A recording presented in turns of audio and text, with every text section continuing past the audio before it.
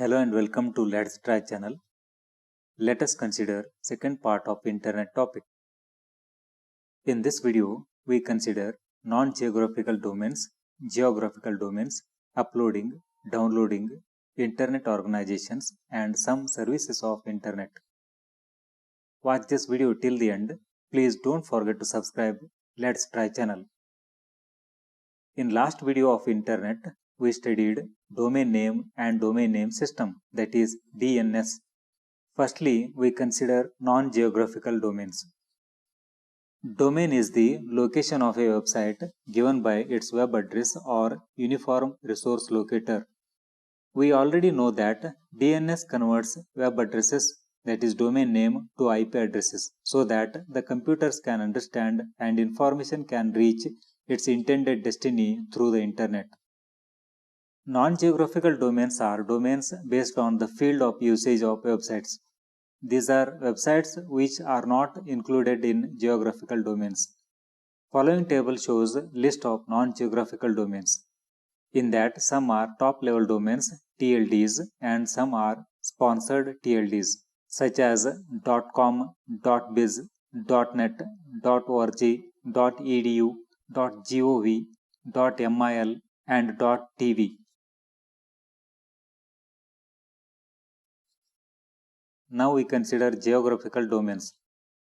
Geographical domains are the domain names which are formed using the name of the specific location, that is geographical region. It can be a name of the city, country, state, zip code or area code. Street addresses are not permitted. Following table shows geographical domains. This table shows name of the country and its domain name. The geographical domain of India is .in, Germany is .ge, Australia is .au, and so on. Some websites related to geographical domains are also mentioned here. Please go through them. Let us know what is uploading.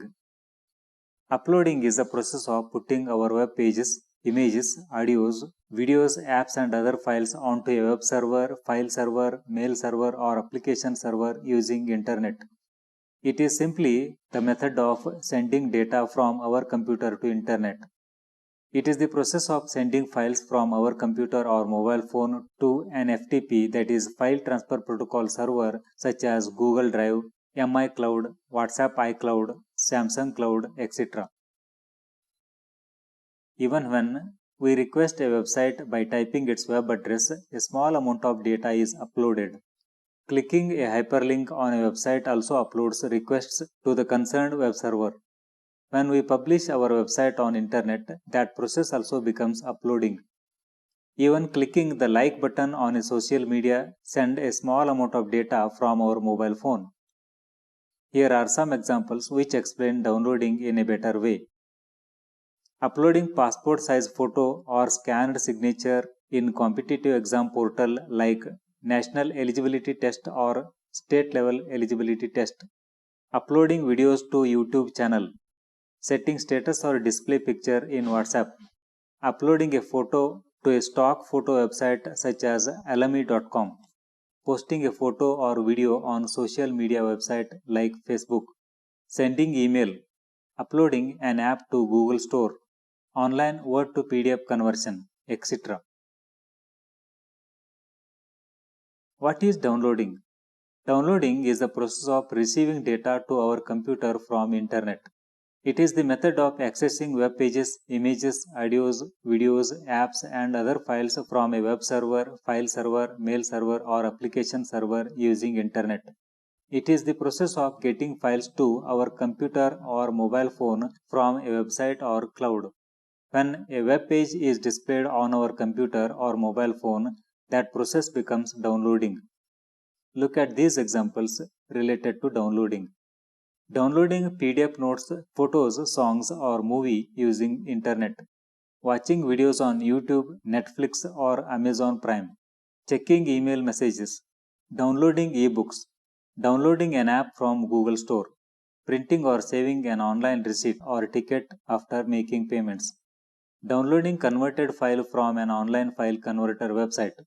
downloading hall ticket from student portal. As internet is a successful information and communication technology, we must know about its ownership.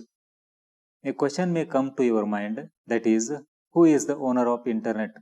Who controls internet? To know answer to these questions, let us read the description. Internet has grown quite rapidly from a small defense network to today's large span network connecting hundreds of thousands of computers on many different computer networks. It is an open or public network. Internet is not controlled or owned by any single person or single group or a single government. The owners of each individual network, that is, corporate networks or national networks such as LAN, MAN and WAN, make their own decisions about whether to connect to internet and what services they will allow their users to access. Thus, every network or individual connecting to the internet play their own little part in the internet and with the associated costs. There is no single authority for internet as a whole. Therefore, there is no centralized body that controls or regulates the internet. Because of this fact, the internet is considered to be somewhat anarchic. To a large extent, that is true. It leads to a lot of duplication of services and means. But it also means that no one person, group, or country has the ability to censor or restrict access to the whole internet's resources across the world. As we came to know that the whole internet is not owned by a single entity, it is better to know who actually looks after the maintenance, evolution, and upgrading of internet. This is done by some international internet organizations. They are as discussed below. First one is Internet Society, ISOC. It is an international group founded in 1992 in America to uphold internet community. Its mission is to promote the open development, evolution and use of internet for the benefit of all people throughout the world. Next one is Internet Engineering Task Force, that is IETF. The IETF is a large open international community of network designers, operators, vendors and researchers concerned with the evolution of the internet architecture and the smooth operation of the internet. It plays a major role in development of internet communication protocols, that is standards. IETF focuses on short-term issues of internet. Next one is Internet Research Task Force, that is IRTF. It is concerned with long-term research problems and technical issues confronting the internet. IRTF promotes research of importance to the evolution of the internet protocols, applications, architecture and technology. Another important organization regarding internet is Internet Architecture Board, that is IAB. IAB looks after activities of IETF and IRTF. It provides a long-range technical direction for internet development, ensuring the internet continues to grow and evolve as a platform for global communication and innovation. It performs following functions: reviewing internet standards, managing publication of request for comment, that is RFC documents, performing strategic plan for the internet, identifying long-term problems and opportunities, acting as an international technical body, liaison and representative for the internet community, resolving technical issues that cannot be treated within IETF and IRTF framework. We know that Internet's official birthday is 1983, but in India it arrived after more than a decade. Let us know something about internet organizations in India. In India, internet services were launched on 15th August 1995 by BSNL, that is Videsh Sanchar Nigam Limited, through establishment of NICNet by National Informatics Center. Internet in India is controlled by the Ministry of Information and Broadcasting, Communications and Information Technology, National Informatics Center, that is NIC, as well as Internet and Mobile Authority of India. To deal with legal issues of internet, the ITA Information Technology Act was enacted in June 2000. Let us consider services of Internet. The reason behind huge popularity of Internet is its ability to provide wide variety of services quickly and efficiently. The following are some essential services provided by the Internet, that is www, search, email, telnet, FTP, newsgroup, video conferencing, chatting, blogging, and social networks. The first service of the Internet is www. www or World Wide Web is a large collection of websites interconnected through HTTP, FTP, and other protocols over the Internet. It is simply a body of software protocols and conventions. The working of World Wide Web is possible due to the inventions of HTML, that is Hypertext Markup Language, for creating web pages, URL, Uniform Resource Locator, for addresses of web resources, and HTTP, that is Hypertext Transfer Protocol, for accessing linked resources from web.